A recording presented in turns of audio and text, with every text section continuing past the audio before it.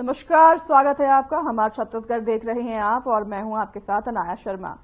शुरुआत करेंगे खबरों की। आपको बता दें कि मौसम की मार से फसलों को बचाता है और फिर खरीदी केंद्रों में संचालकों की मनमानी को मार झेलता है। ऐसा ही कुछ सक्ती का पोलग्राम में भी हो रहा है, जहां धान खरीदी केंद्रों पर धान लेकर पहुंच रहे किसानों से अवैध वसूली की जा रही है। रिपोर्ट्स देखिए।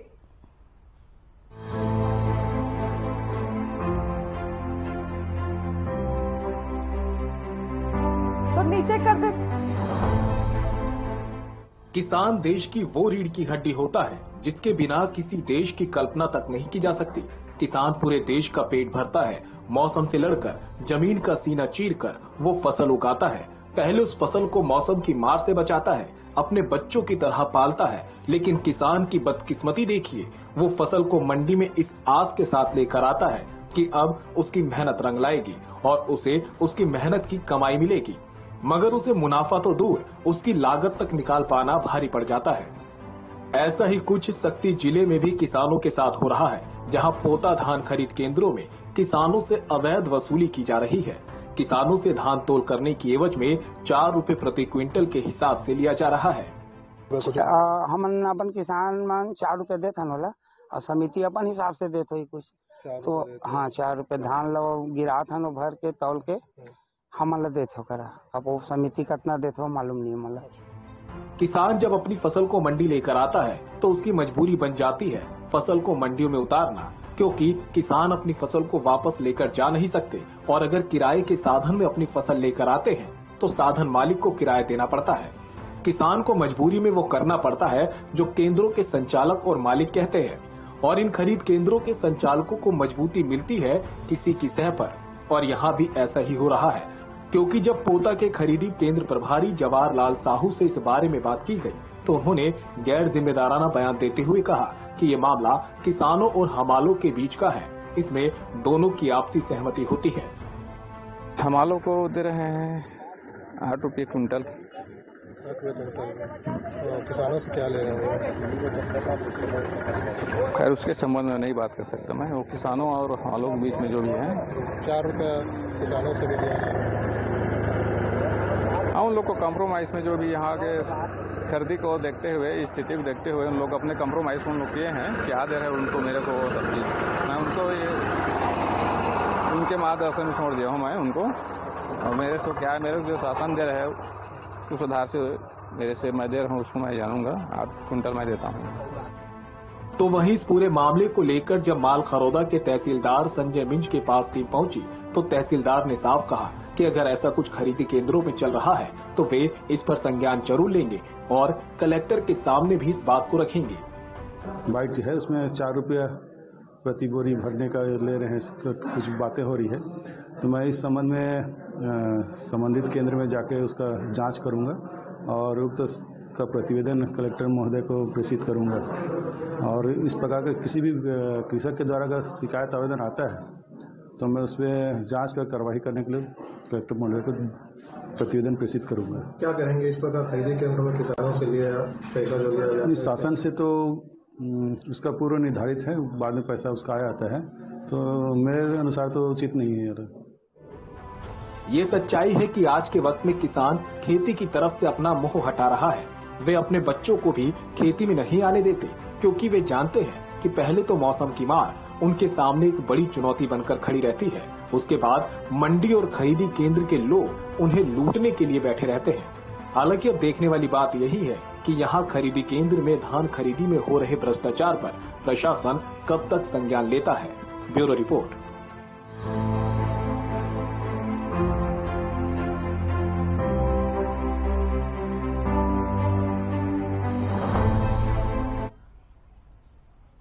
पूर्व विधानसभा अध्यक्ष धर्मलाल कौशिक ने विधानसभा बिल्हा के ग्राम अमेरी अकबरी में आयोजित विकसित भारत संकल्प यात्रा में मुख्य अतिथि के रूप में शामिल हुए।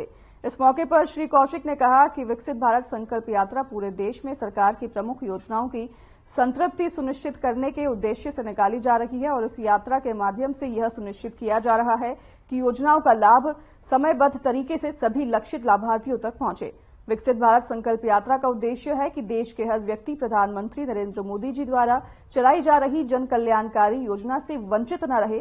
साथ ही विभिन्न विभागों के द्वारा स्टॉल लगाकर लोगों को स्पॉट में ही केसीसी कार्ड, आयुष्मान कार्ड, आधार अपडेशन, पीएम उज्ज्वला एवं पीएम स्वनिधि योजनाओं से लाभान्वित किया गया। साथ ही स्वास्थ्य शिविर के द्वारा निःशुल्क health checkup, TB, sickle cell anaemia जांच और शुगर बीपी जांच किया गया। इस अवसर पर बड़ी संख्या में आमजन उपस्थित हुए।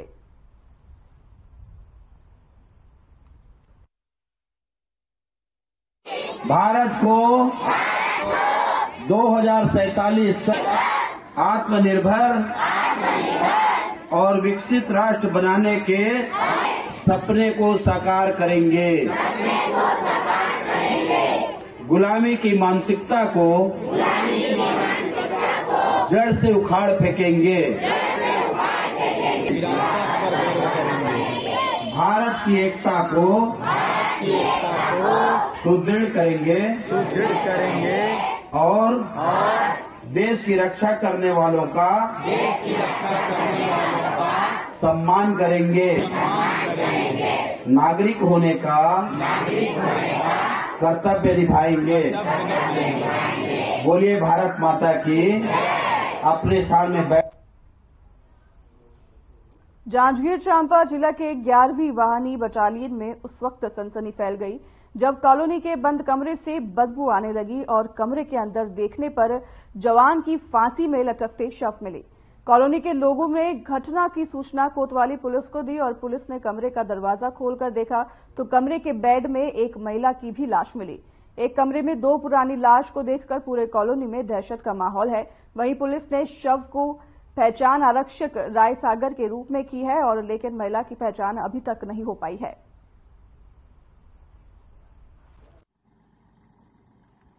फोन किए कि आपका लड़का सुसाइड कर लिया है। तब हम लोग आए और देखे तो उसके साथ में एक लड़की भी था। वो लड़की को हम लोग नहीं जानते हैं और हमारे लड़के के लिए लड़की ढूंढ रहे थे शादी करने के लिए। 11वीं वाहिनी सीएफ के पुटपुरा बटालियन के हेडक्वार्टर में जो फैमिली आवास है वहाँ पे कल शाम से ही सूचना मिली थी कि एक कमरा है जो बंद है अंदर से और उसमें बदबू आ रही है। आज पुलिस की टीम ने दरवाजे को तोड़ के वहाँ पे अंदर प्रवेश किया और साथ ही एफएसएल की टीम भी थी और वहाँ पे बटालियन में कार्यरत मुख्यालय में कार्यरत ट्रेडमैन सिद्धार्थ था, उसका शव पंखे से लटका हुआ मिला। साथ में एक खाट में एक महिला का शव मिला जो उसकी पत्नी के रूप में रह रही थी, ऐसी जानकारी पड़ोस वालों ने दी है।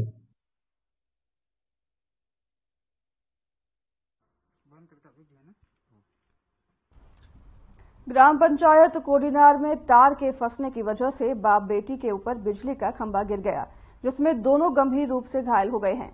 बता दें कि खंभा गिरने से दोनों को गंभीर चोटें आई हैं। वहीं घटना के बाद बाप बेटी के तत्काल कोडीनार पंचायत के ग्रामीणों ने एनएमडीसी परियोजना अस्पताल किरंदुल पहुंचाया, जहां पर पुत्री को लगे गंभीर चोट को देखते हुए प्रथम उपचार कर रायपुर के लिए तत्काल रेफर कर दिया गया है। इस घटना में घायल हुई बेटी की हालत बहुत गंभीर बताई जा रही है। फिलहाल दोनों का इलाज जारी है।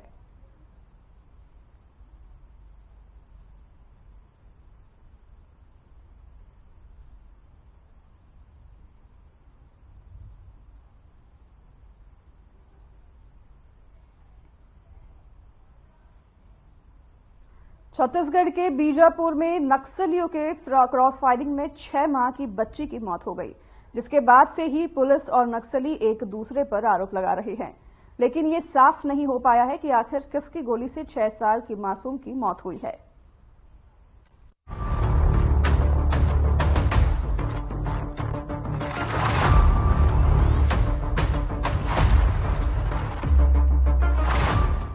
एक जनवरी की शाम शामन बाबा और मानसे दंपत्ति के लिए उनके जीवन का काला अध्याय साबित हुआ।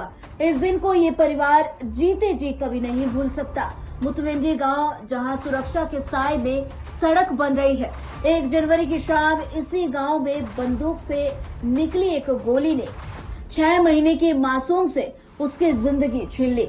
घटना के फौरन बाद ही पुलिस की तरफ से ये दावा किया गया कि नक्सलियों से मुठभेड़ के दौरान क्रॉस फायरिंग में गोली मासूम को लगी।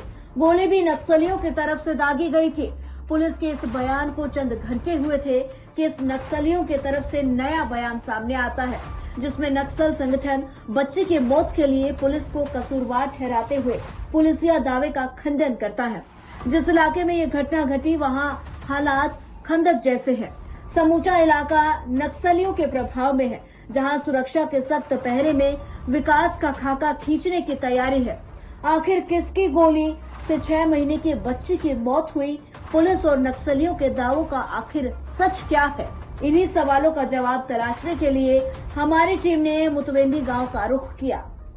इस वक्त मौजूद है हम ऐसे क्षेत्र जहां अति संवेदनशील क्षेत्र भी माना जाता है। यहाँ के ग्रामीण लोगों में हमेशा डर के साए में रहते हैं। अगर कहे तो अगर आप चाहो तो मूलभूत सुविधाओं से भी वंचित है, यहाँ से जाने के लिए भी कतराते रहते हैं। लेकिन अगर ऐसे ही क्षेत्र में अगर एक ऐसी घटना जो निकल कर आया 1 जनवरी 2024 के 4 बजे, यहाँ कुछ ऐसा होता है जो खबर के माध्यम से निकलता है कि एक बच्ची मासूम जो अपनी माता के हाथों में पकड़ी हुई थी, गोली से इनकी मौत हो जाती है। हम उसी जगह पे है, उसी घर पे तस्वीर पे दिखाएंगे आखिर गोली चली, दीवार में गोली लगी, उच्छेद कैसे लगा, उसके बाद मौत की हम जिक्र करेंगे। लेकिन सबसे पहले कुछ तस्वीरें पहले देखिएगा।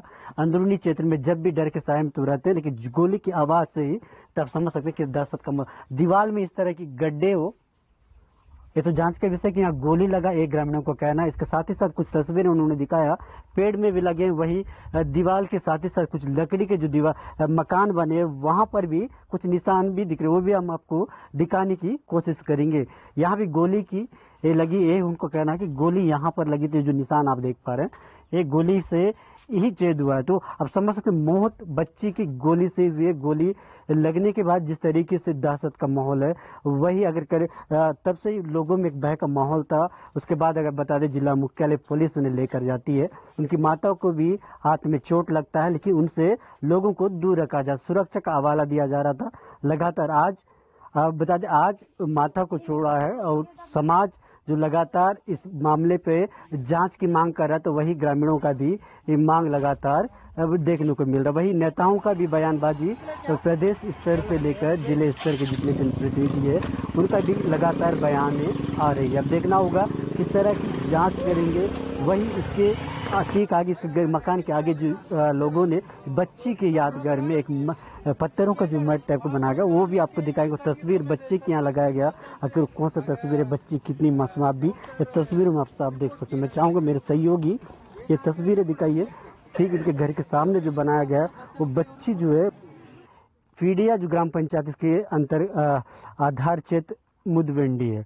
आप तस्वीरों में देखिएगा, जब भी घटना होती है आदिवासी क्षेत्र में, वो आदिवासी के जो लोग आसपास के लोग हैं वो एकता का एक बैनर के माध्यम से वो या उस परिवार के साथ हमेशा खड़े हुए दिखते हैं। इस सॉरी बाबा ना पिलते अब ना जिमीन ಈಗ ಈತ ಮಾಡ ಮತ್ತ ಗೊರ್ಗ ಮಾಡ ಮತ್ತ ಅದಕ್ಕೆ ಗೊರ್ಗ ಮಾಡಕ್ಕೆ ನಿಮ್ಮ ಇದೆ ಬಸಾಕೆ ನಮ್ಮ ಇದೆ ನಾ ಮುತ್ತೆ ವಾಸ್ ಮತ್ತ ಅದ ಇದಿನ ಜಮೀನ್ ತಾಲೂಕನೆ ರೋಡ್ ಅಂತ ಹೇಳ್ತಾ ರೋಡ್ ತಿನ್ ಬಸಾಕೆ ನ ದಿನ जो ಅದಕ್ಕೆ ತಾನು ಇದಿನ ರೋಡ್ ನ ದಯ್ಯೋ जो 1 जनवरी 2024 को जहां पूरा देश के साथ ही राज्य में नया वर्ष की शुभारंभ नया वर्ष मना रहे थे लोग, उसी समय एक घटना दिल दहने वाली निकल कर आई। हम जिस जगह पे मौजूद है मुंदवेंडी जो ग्राम पंचायत पीडिया का ग्राम पंचायत के अंतर्गत आता है।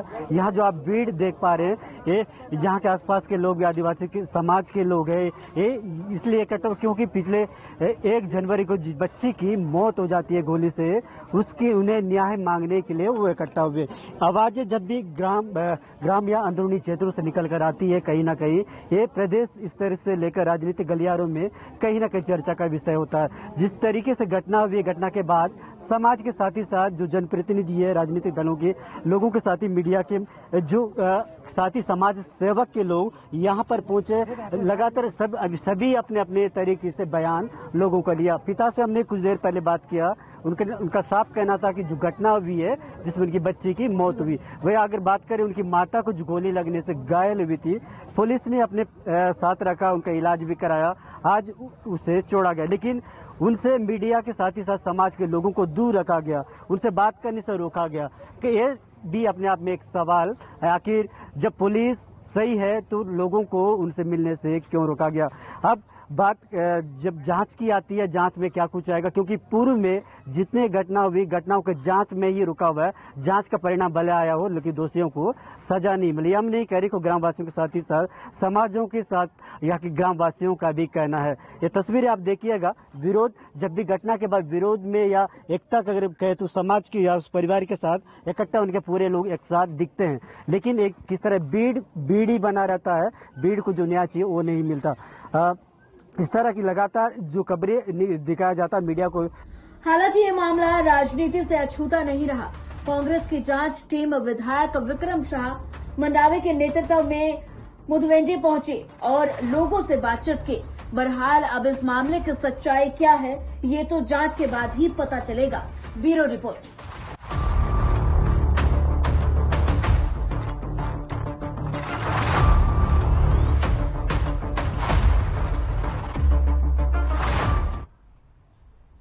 अपने मायके से ससुराल जाने के लिए घर से निकली महिला जब घर नहीं पहुंची तो परिजन परेशान नजर आ रहे हैं, जिसके चलते परिजनों ने पुलिस में तहरीर भी दी है।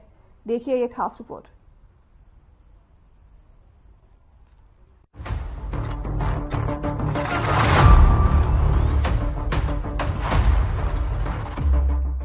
लोरमी के ग्राम पंचायत सगोना में एक शादीशुदा महिला सहोदरा भाई भास्कर पति मनोज भास्कर अपने मायके ग्राम पंचायत मनकी में इलाज कराने आई थी। वहां लगभग 1 महीने अपने पिता के घर रहकर इलाज करवाने के बाद 8 दिसंबर 2023 को महिला घर वापसी करने के लिए बिलासपुर से बस में बैठी थी। इस दौरान महिला के पिता ने अपनी नातिन को फोन कर बताया कि उनकी मां अपने ससुराल के लिए निकल गई है, लेकिन काफी समय बीत जाने के बाद भी महिला अपने ससुराल नहीं पहुंची। तो महिला की बेटी ने अपने नाना को फोन कर बताया कि महिला अब तक घर नहीं पहुंची है, जिसके बाद रिश्तेदारों ने आसपास के इलाके में खोजबीन करनी शुरू कर दी, लेकिन महिला का अब तक कुछ पता नहीं चल पाया है। दिंडोरी आए थे थाना जी। क्या मामला था? मेरे बीबी 1 महीने से लापता है जी। क्या बोले पुलिस वाले? पुलिस वाला बोला ढूंढेंगे, प्रयास करेंगे, ऐसा बोला जी। कौन कौन आए थे आज? मेरा ससुर आया था, मेरा दोनों लड़का आया था। अच्छा, साइड में जो है वही है? हाँ। अच्छा, पुलिस ने क्या बात बोली है आपको? अब बोले है वो एक आध महीने देखो, 2-4-8 दिन देखो, कोशिश करेंगे मिल जाएगा बोलकर, ऐसा बोला है वो जी। उम्मीद जताई है? हाँ, जताई है उम्मीद। अच्छा, आप क्या चाहते हैं? मेरा बाल बच्चा मेरे पास आ जाए, मैं रखूंगा उसको जी। मेरे मैडम आ जाए, मैं रखूंगा। और लड़की 1 महीना हो गए गुम हो गए, तो थाना आ रहे हैं लिखा है। कहाँ? कौन सा थाना? दिंडौरी में। कौन कौन आ रहे? अपन दमान दोनों 2 झन्नाती रही सब। अच्छा, कब के घटना है, कब के भगे है? यहाँ 20 तारीख के मतलब लिखवाए हैं। अच्छा, कहाँ से तोर बेटी गायब हो रही? मनकी से। हाँ। अच्छा, क्या करने का आ रही से? अपन इलाज करवा का रही से। अच्छा, तो कहाँ से गायब है? कोई बस से गए है? बस से गए है, बिलासपुर वाले गाड़ी में चढ़ के गई से सगौना जाता हूँ गए हो। अच्छा, फिर नहीं पहुँचे अपन ससुराल? अपन ससुराल नहीं पहुँचे अभी तक जी। पुलिस क्या बोली सापला? पुलिस बताएंगे ऐसे हफ्ता भर में, ऐसे एक बोली से जी। ठीक, आप क्या चाहते हैं? मेरा लड़की मिल जाए इसे मैं चाहता हूँ जी। क्या नाम आपका? राधे श्याम जितलहरे। बहरहाल पुलिस मामला दर्ज कर महिला की जांच में जुट गई है, तो वहीं महिला के परिजनों को भी महिला का बेसब्री से इंतजार है। Bureau report.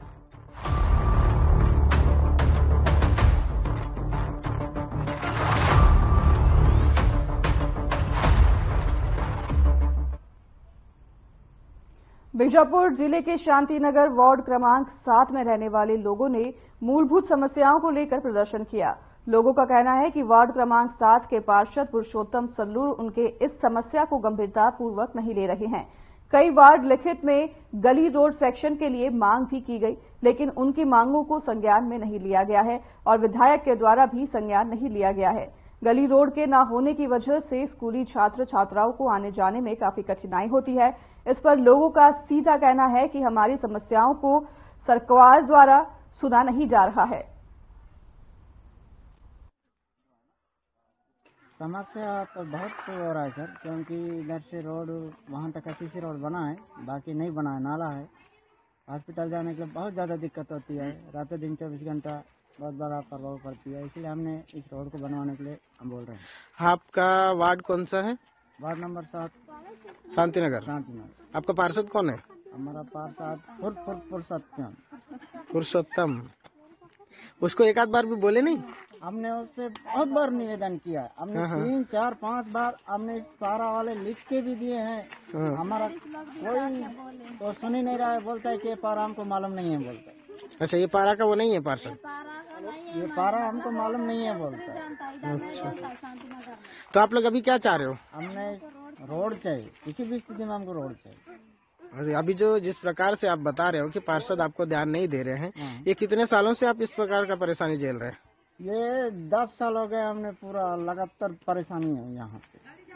नमस्ते, मेरा नाम ज्योति मलिखाम है और मैं college first year BCom first year की विद्यार्थी हूँ। हाँ, तो यहाँ से जब ये आप लोग का शांतिनगर से रोड नहीं बना है, यहाँ से जाने आने में कैसी तकलीफों का सामना कर रहे हो? जी, चढ़ाव में चढ़ना भी मुश्किल हो जाता है और बरसात में पूरा भीग जाता है, कीचड़ हो जाता है तो फिसल जाते हैं। क्या आप लोग एक आध बार ऐसे जितने भी स्टूडेंट लोग हो अपने माता पिता लोग या किसी को बोले हो क्या पार्षद से बात करके इस रोड को बनवाओ? जी, कर चुके थे सर रोड की बात। तो उसके बाद क्या बोला पार्षद? कुछ बोला? गर्मी में हो जाएगा तो नहीं जानते हैं। तो आप लोगों को कितने स्टूडेंट लोग यहाँ से जाना आना करते हो समथिंग? सर इधर से बहुत सारे हैं, बस यहाँ पे गिरना वगैरह ऐसा होता है बोल के सुनाई में आ रहा है। जी, सही है। ये मोहल्ले से पूरे इधर ही जाते हैं सर। पूरा इधर से। क्रमांक का ये 7 पार्षद को नहीं जानते हैं आप? मैं आपको बताना चाहूँगा, जब मैं पहली बार पार्षद बना था तब सरकार भाजपा की थी। उस समय मैंने लड़ भिड़ के सिर्फ शांतिनगर में 3 रोड बनवा पाया था, लेकिन जब छत्तीसगढ़ में कांग्रेस की सरकार आई है मैंने 20 रोड का डिमांड भेजा, उसमें से 13 सड़कें पूरी हो चुकी हैं और 7 सड़कें अभी भी शेष हैं। उसे भी हम बहुत जल्द पब्लिक के डिमांड पर पूरा करना चाहेंगे और माननीय विधायक जी को भी मैं इस मामले को अवगत करा चुका हूं। उन्होंने भी कहा है कि इस सड़क को भी बहुत जल्दी बनाया जाएगा, लेकिन अभी वर्तमान में भाजपा की सरकार है। यदि वो पब्लिक के डिमांड को नहीं सुनती है तो हम पब्लिक के साथ मिलकर सड़क की लड़ाई भी लड़ेंगे, लेकिन पब्लिक का जो डिमांड है उसे पूर्ण करने के लिए दिन रात एक करेंगे। हम लोग को चलने के लिए बच्चे कितना गिरते उड़ते जाते हैं, स्कूल वाले बच्चे। हमारे तरफ रोड कैसा नहीं ला रहा है, वो पार्षद है कि वो क्या है? आप लोग बोले हो कि नहीं पार्षद को? कई बार बोले, उसको ला के दिखाना। नमस्ते करते आता है, वोट लेके जाके उस पर वो घर बना लेता है। इधर तो कुछ नहीं जानता है, हमारा गांव कोई नहीं जानता है, हमारे पारा कोई नहीं जानता। हम लोग कहाँ रहते हैं? जंगल में रहते हैं, गांव में रहते हैं, बीजापुर में। आप लोग इतना परेशानी झेल रहे हैं, यहीं पे ज्यादा दूर नहीं है मौजूदा विधायक, क्या आप लोग एक आध बार उनके पास गए थे क्या? हाँ, कई बार गए। विधायक क्या बोला? विधायक के पास तो वो भी आके वोट मांगा की, वो बोला है कि हाँ ये पार्षद खड़ा रहेगा, हम लोग जीतेंगे, सब लोग जीतेंगे तो हम लोग रोड का सुविधा करेंगे, पानी का सुविधा करेंगे, सबका सुविधा करेंगे बोल के आके वोट मांगा है। अभी सब जीत रहे हैं, कोई इधर देखने वाला नहीं, हम लोग दे रहे हैं उसको।